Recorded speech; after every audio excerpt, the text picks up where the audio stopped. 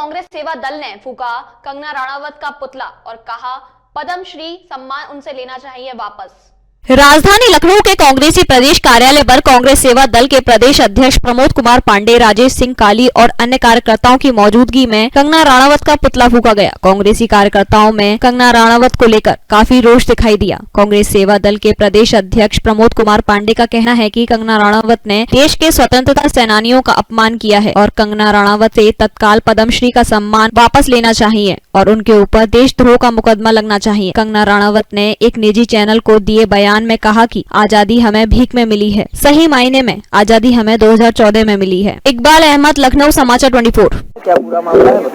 देखिए, जिस ढंग से एक टेलीविजन के शो में कंगना राणावत ने कहा कि 1947 में आजादी भीख मिली थी, आजादी हमको 2014 में मिली, वो अब तक 2014 तक सोई हुई थी।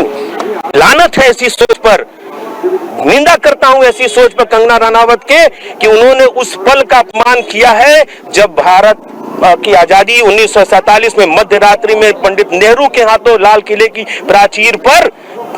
की प्राचीर से यूनियन जैक उतर रहा था और भारत का झंडा चढ़ रहा था, भारत का सूरज उदय हो रहा था। उस पल का अपमान किया है, भारत के तिरंगे का अपमान किया है, भारत के संविधान का अपमान किया है। और 1857 की पहली गदर जब बहादुर शाह जफर, तात्या टोपे, रानी लक्ष्मीबाई के नेतृत्व में, मंगल पांडे के नेतृत्व में आगे बढ़कर लड़ाई होती है, उन शहीदों का अपमान किया है, उन शहीदों का अपमान किया।